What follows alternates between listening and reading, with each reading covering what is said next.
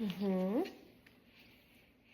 right, I'm gonna go for messy. Let's go with this one. These ones are a little bit messier. So we're gonna start about 3/4 of the way down, and we're gonna make a cross. Bien.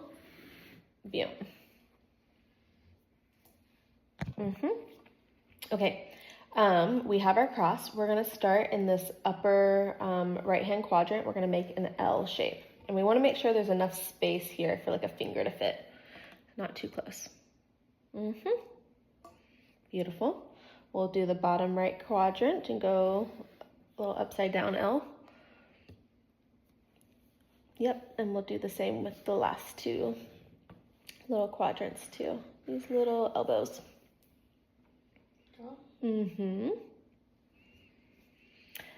And now, right in the center of the elbow, about a finger's width apart, we're gonna make a little dot. So your finger should be able to fit right in between there. And we'll do that in all the little elbows here.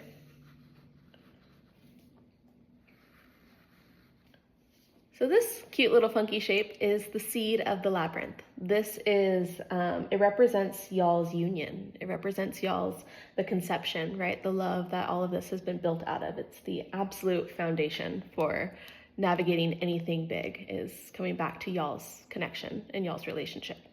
So now that we have our seed, we're gonna choose our second color and we're gonna start building the labyrinth. Nice. I'm gonna go with this one. No, yeah. Okay, we're gonna start at the very top of the cross, and we're going to make a little arch over to that first elbow. Then we're gonna go one out to the left and go up and over from that elbow to the dot. We're gonna go from the dot on the left side all the way up and over to the side of the L in the right quadrant. Yep. And making sure there's enough space here, right? We're gonna be able to trace these. So we're gonna come out from the bottom of this L all the way up and over to the side of the cross.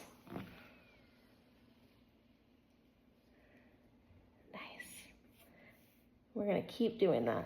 Left side of the cross, all the way up and over to the top of the L in the bottom right quadrant. Yep, yeah, you see the pattern, go for it. You don't gotta wait for me. We're gonna go here, up and over to the dot. Great. From the dot on this side, up and over. Beautiful. And then we've got one more to do. Bottom left quadrant L, up and over, down and up to the bottom. Yay! Okay, we've built our labyrinth. Very good. Great job, everybody. Before we enter the labyrinth, and historically, before entering a process, there would be these threshold stones before the labyrinth. If you're, I don't know if you're familiar. Are you familiar with the tomb in Newgrange? It's there's a tomb in Newgrange, Ireland, and before you enter into this space, there's this giant megalithic stone. It has all these spirals on it, and it's very intentionally placed. This thing's like tens of thousands of pounds, and yet they found a way to like lug this thing over and put it right in the entryway. And the reasoning, what we can assume why these ancient cultures might have done something like that, is to have a place to pause and get really centered before going in, to have a moment of contemplation. So before we enter the labyrinth, we're going to create something of a threshold stone. Maybe it's an animal, maybe it's a heart or a star. It could be a plant, anything that would provoke you to pause and take a moment, take inventory before consciously moving in. Okay.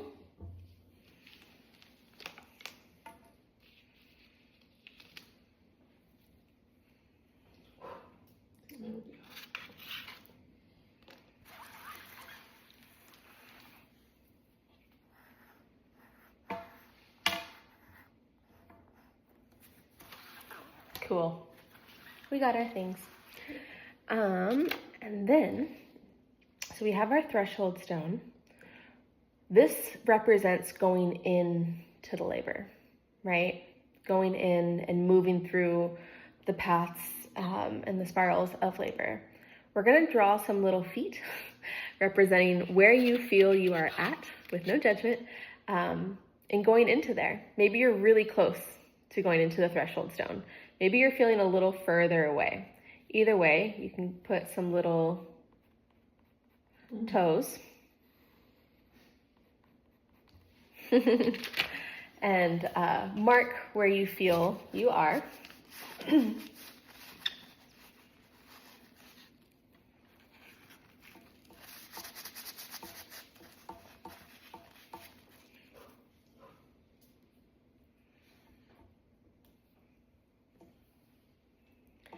And then I don't know if it'll work as well with these guys. You can try, but we'll take 2 fingers and kind of smudge them.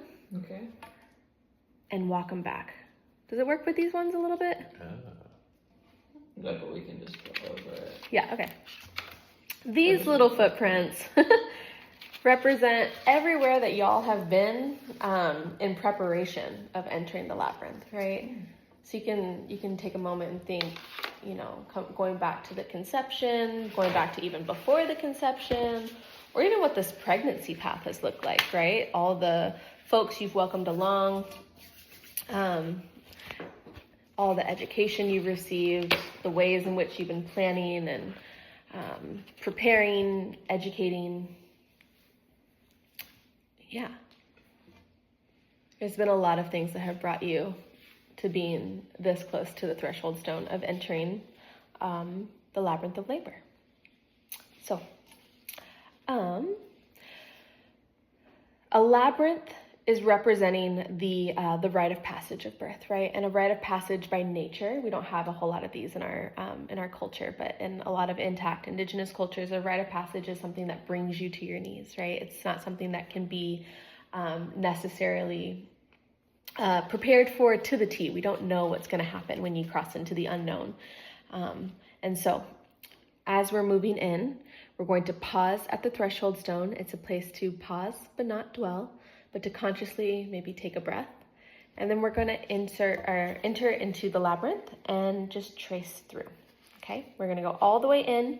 Once you go all the way in, you can pause, and then you're going to move all the way out. And then we'll just check in afterwards. So you can move through your footprints, pause at your threshold stone, and then you can go ahead and enter into the labyrinth. You're going to slowly begin tracing.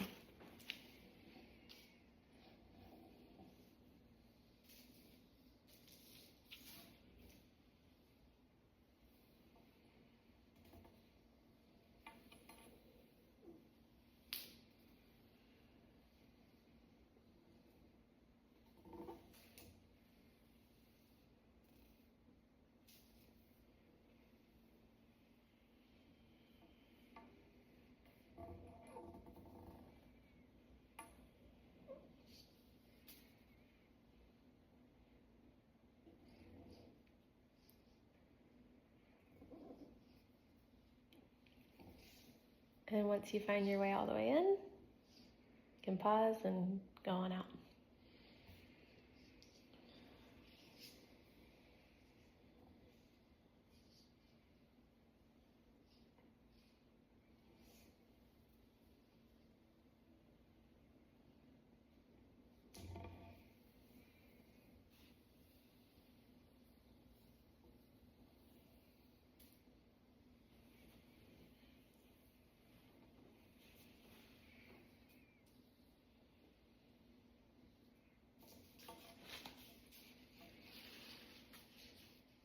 Nicely done.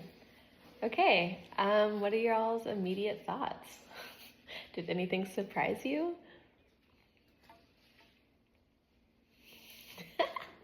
Any thoughts at all? Was it lame? I like the fact that such a simple shape can be turned into quite the puzzle. Mm-hmm. Or quite the labyrinth. Mm-hmm. Mm-hmm. Yeah, I thought it was good. You realize, like, I was like, oh, just trying to go as fast as I could, and I was like, oh, there's no rush. Just do it. Yeah. What happened when you were going as fast as you could? Were you forced to stop, or you just had the awareness of, I should slow down? I just had the awareness of, like, there's not a timetable for this. Ah, yeah. Yeah. At what point in the process were you like, I don't need to rush? Okay, on the way back. On the way back, yeah. Maybe it was on the way forward. Yeah. And then on the way back, I was like, oh, this is fun. Just go. Yeah. So on the way back, it felt a little bit easier to move out? Yeah. Mm-hmm. Along those lines, I do like the aspect that when you're going through it, one-handed, the paper is smooth, but if you go a little too fast and you touch the edges, it kind of snags on the way past out. Yeah. Yeah, that's a good point. I guess that kind of works into the metaphor. Mm-hmm. Yeah, there's some what's the word? Can be effective to go slower. Okay. Any other reflections? What else? I picked up a little piece of pastel on the way. I saw that. I liked it. I like it too. So that was nice. Yeah, that's kind of cool. That's from your little footprints of everywhere you've been up to this moment. Yeah, there's a little piece. Yeah, that's a really happy accident that got carried with you throughout the journey. Nice. Well, this represented going in through labor. Can you imagine where the baby might be born? On here? Like in terms of the labyrinth? I don't know if it's straightforward to say the center, but maybe on the way back. I don't know. Yeah. Baby's fully out once you go in and then you go out. In this metaphor, the baby is born once you've gone all the way in, and we're here. You have your baby. And that means the journey out represents the postpartum time, right? So there's a whole journey in navigating how do we even get in here, right? Need to go slower, too fast, things kind of glitch, right? Moving all the way in, you get your baby, and then you have to move all the way out. It was interesting on the way out, you were like, oh, I'm like, whooshoo, whooshoo, like moving, like having a full time with it, right? Okay, now there's a couple of gates on here. I'll mark them on mine. You can mark them on yours too, but for everybody, they're a little bit different. These are just some common gates that we see in moving through the labor. The first gate is, we'll say it's right here. This is like early labor, right? You're like entering the labyrinth. You're like, oh, okay, like things are happening. This is the gate of excitement. And if you look, just right on the other side of this little quadrant here is your baby, right? Like it's like, oh, I can see it. It's right there. I'm almost there. I can like see how this is going to go. And the reality is 4 hours to 4 days, you're going to, within that time period, you're going to meet your baby. That excitement is so warranted. Your baby is right there in the grand scheme of things. But once you move into the labyrinth, right, you're getting a little bit further from the center. You're like, oh, there it is again. But wait, I'm like all the way over here now, right? It takes you far and wide, so far and wide from where your baby's at, that we can enter the next gate. We'll just say it's right here. This can be the gate of confusion or the gate of doubt, right? This can be we were so close. We were so close to this outcome, and now we're all the way out here. What's going on, right? And that doubt and confusion might come from how fast it's happening or how slow it's happening. Can be maybe it's not quite what you thought, right? There can be a point where you're like, y'all, is this it? Am I doing this right? How is it going? Once you get past there, there usually becomes another gate that comes in. This is the gate of love. In the gate of love, there's a sense where you can't hold anything back anymore, right? There's no faking, right? There's like, if there was ever an ounce of performance in this, that has gone long out the window. This is where you are so in your authenticity and you're like, this is what it is, you know? There's no room for anything other than what's true and raw and real in that moment. So the gate of love represents that surrendering, that absolute letting go that Yolandi's talking about, right? Of like, you just have to go there, girl.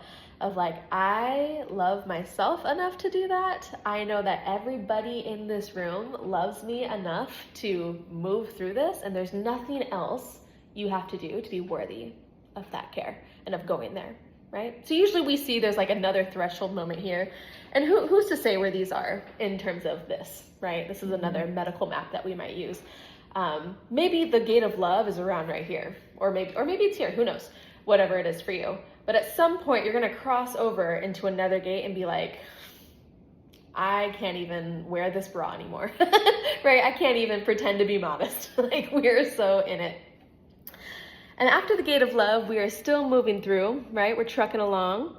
Let's say we get to about right here. We are deep in the labyrinth at this point. We have maybe seen night to day to night. Maybe we've been, outside, inside, in the pool.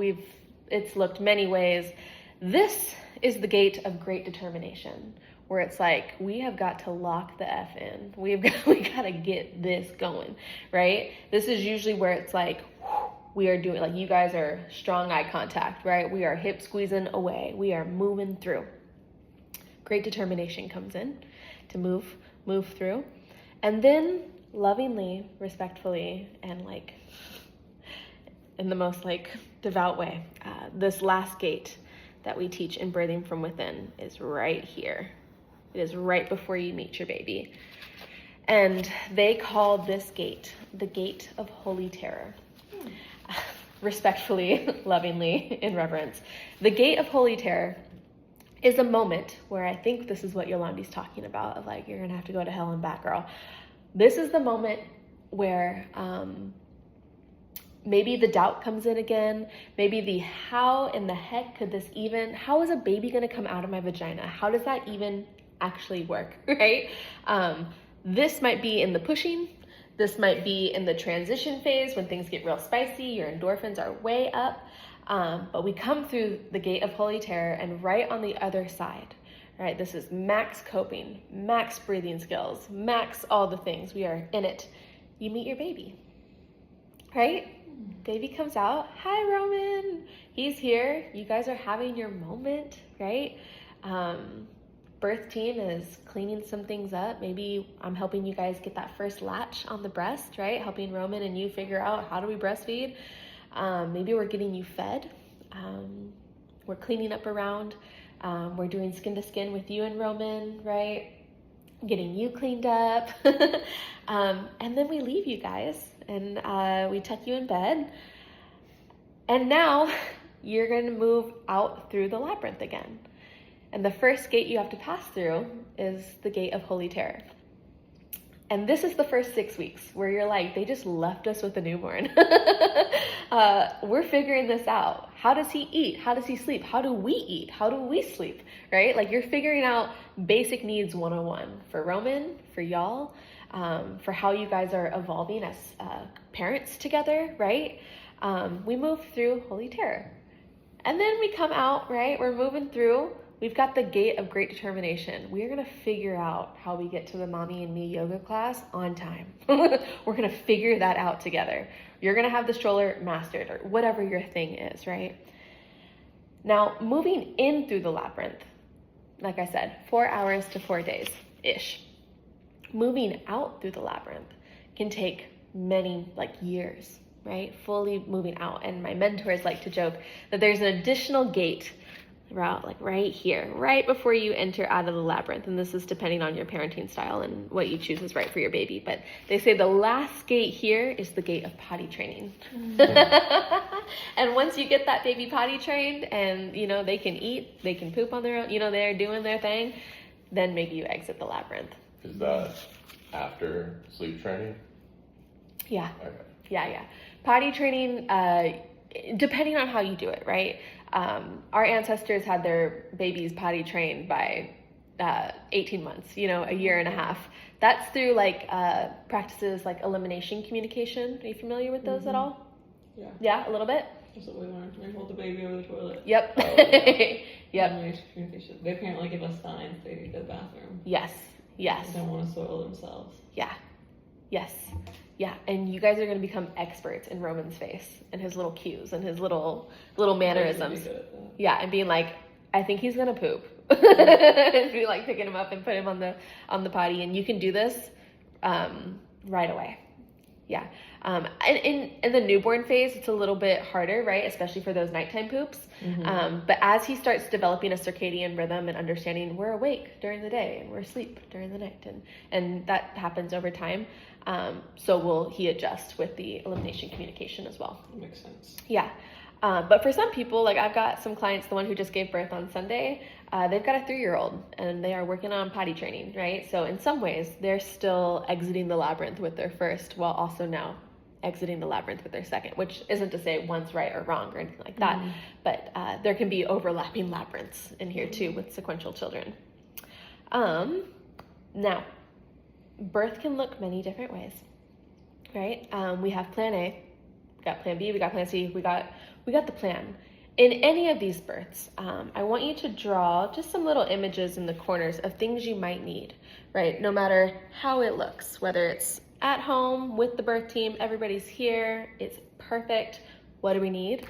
If this is in a hospital, what would we need, right? If this is any other possible way, what are some things that you can rely on within yourself or externally that you might need in navigating?